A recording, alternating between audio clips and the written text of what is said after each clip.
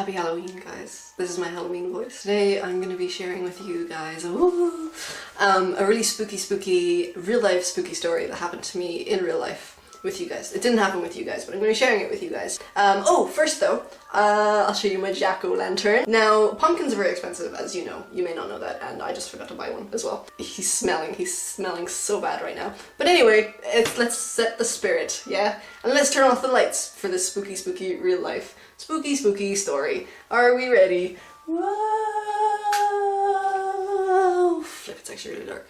So today I'm going to be telling you guys about this time that my therapist tried to steal my youth. For those of you who are subscribed to my serious channel, you'll know that I had an eating disorder when I was younger. I'm still young, but she stole my youth, so I guess I'm not young anymore. Anyway, whilst I was recovering from my eating disorder, I kind of wanted to just try something like a little bit different, like a new kind of therapy. So I decided to go to this therapist who did like acting as a form of therapy and like movement and improv and fun stuff like that. So I show up for my first session and it's like in the middle of nowhere. This lovely old lady opens the door to me and she brings me down to her basement. She leads me down to the basement, and when we get down there, she kind of, I don't know, she spends like a really long time just looking at me.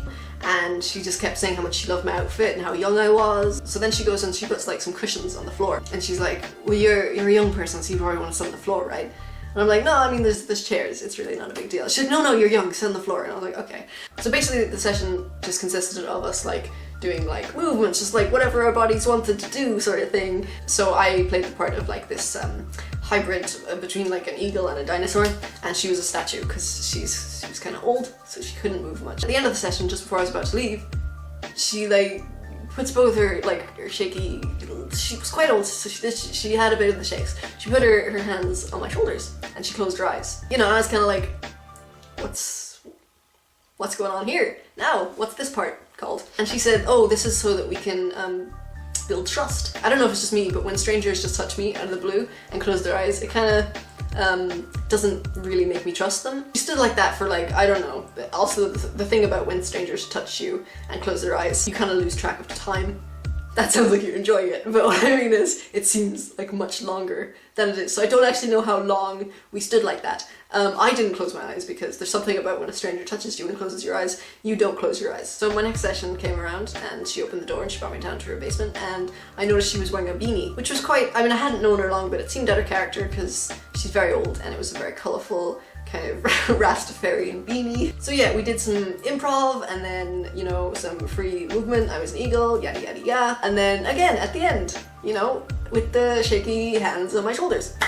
And this continued for a few weeks. And every time I would show up, she'd be dressed a little bit more like a gangster. Every trust building session seemed to last a little bit longer.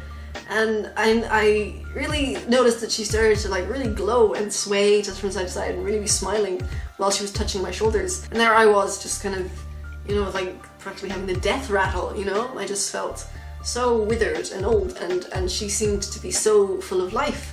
I noticed little things at first, like I'd be listening to the radio in the car and Rihanna and Jay-Z or something would come on, and I had no idea what they were saying, and it just seemed like nonsense to me, just complete noise and nonsense, and I just wanted it turned off. Also, I'd see guys my own age that I'd usually, you know, check out, and I just looked at them and thought, well, they don't seem dressed appropriately for this weather, and their shoes seem too big for their body, and I felt worried for them, and I just kind of wanted to make them soup. And then one session, I thought, no, something's definitely different with this session, you know, something isn't quite right. And I looked around me and she was the eagle dinosaur and I was the statue. It just kind of suddenly dawned on me, you know, she's stealing my youth. So I came out of that session and I said to my mum, I was like, look, I don't think I should go back. I'm almost positive that she's stealing my youth. So it took a long time for me to get my youth back. But since then, I've just kind of been naturally aging. And now that I'm a little bit older, with what, it's like 5 years later now, 19, whatever, I don't know. I kind of look around at younger people. I don't know how to say this without sounding creepy, but I think to myself, wow, you know, they're very young and youthful. And I can't help but kind of just wonder, you know, if I had the chance, would I steal their youth? I think I'd be tempted, you know?